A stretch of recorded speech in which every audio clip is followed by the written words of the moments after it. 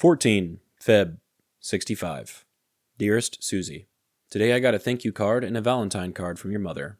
Better watch her. I'm only kidding. I enjoy hearing from her. Yesterday, I got the cards from you and the boys and a letter from B. That bracelet didn't fit Audrey's arm. I was sorry to hear that. Our promotion orders came down yesterday, but they haven't given them to us yet. I guess they are waiting until they can get the whole company together and make a big deal out of it. I don't care about all that. All it means to me is about $40 a month more and the title, Chief. Otherwise, news from here is short. We are still restricted and on a 30-minute alert. It is a pretty rough life, but at least we are almost halfway finished. B told me that John's girls got the dolls and they liked them. I was glad to hear that. But I kind of thought John's wife would write and let me know they got them. We had another troop lift today. If we keep up at that rate we're going, I'll have so many air medals when I come home I won't have room for all of them. Today was a real quiet one, though, I'm glad to say. Tell the boys that I miss them, and I love you all very much. Thank you for the Valentine's cards. They were cute. Don't worry about the tape. I have about given up on getting it too. All my love, Bill. Poppy's reaction to his promotion in this letter is pretty telling. He's not interested in the ceremony, just the pay raise and maybe the title. That attitude was common among enlisted soldiers and warrant officers, who often saw promotions as just another bureaucratic step rather than a major personal achievement. Since he refers to himself as Chief, he was likely promoted from Warrant Officer 1 to Chief Warrant Officer 2, WO1 to CW2. In the Army, warrant officers are a distinct category between enlisted personnel and commissioned officers. Unlike traditional officers who focus on command and leadership, warrant officers are technical specialists, highly trained in their fields, whether that's aviation, engineering, or intelligence. For helicopter pilots, like Poppy, warrant officer promotions were largely based on experience rather than command authority. As a WO1, he would have been considered a junior officer, still proving himself.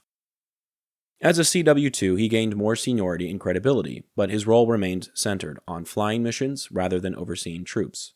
If he continued advancing through the warrant officer ranks, the highest position he could reach would be Chief Warrant Officer 5, CW5, a rare and prestigious rank reserved for the most experienced technical experts. However, at this stage in his career, Poppy's focus clearly wasn't on climbing the ranks, it was simply on getting home. To modern ears, a $40 pay increase doesn't sound significant, but in 1965 that was a noticeable boost in income. Adjusted for inflation, $40 then is roughly equivalent to $400 today. Military pay was structured on strict schedules, so any bump in rank provided a predictable financial benefit. Soldiers relied heavily on these pay raises to cover unexpected expenses, send home gifts, or save for the future. In his letters, Bill frequently mentioned money matters, planning for household needs, paying for repairs, and making sure Suzie could manage without extra funds for a month if necessary. His concern about finances was practical. Even though the military provided housing and some essentials, enlisted families often had to budget carefully. The increase in rank also meant potential access to additional benefits, like better housing or allowances. Despite the official significance of a promotion, Bill's day-to-day routine likely remained the same. His duties as a helicopter pilot wouldn't change drastically just because he advanced to chief. That being said, there were still tangible benefits. Higher-ranking officers often had better housing, better food, and more respect among their peers and superiors. While these changes were sometimes subtle, they contributed to an improved quality of life. Additionally, senior warrant officers were given more input in mission planning and operations. Poppy's experience in combat zones meant that as he climbed the ranks, his opinion would carry more weight. However, as he mentions, he wasn't interested in the prestige. He just wanted to get his job done, earn his pay, and come home to his family. Poppy doesn't seem particularly interested in the formalities of a promotion ceremony. He suspects that his superiors are waiting to get the whole company together to make a big event out of it, but he clearly doesn't see the need for it. This was a common sentiment among soldiers, especially those deployed in active combat zones. To them, these ceremonies were just another military tradition, important for maintaining structure but not necessarily something they personally valued. Military ceremonies served a larger purpose. They reinforced the hierarchy, instilled discipline, and acknowledged achievements in a formal way. Some soldiers took great pride in these events, while others, like Poppy, saw them as unnecessary distractions. For pilots constantly flying dangerous missions, formalities took a back seat to the reality of their work. However, in a setting where camaraderie and morale were crucial, these ceremonies also provided a rare chance to pause and recognize accomplishments, something that can mean a lot to validate one's actions in an environment where life was unpredictable. The photo I chose for today shows us the Mekong Manor Officers Club, a place I know that Chief spent a lot of time with his friends.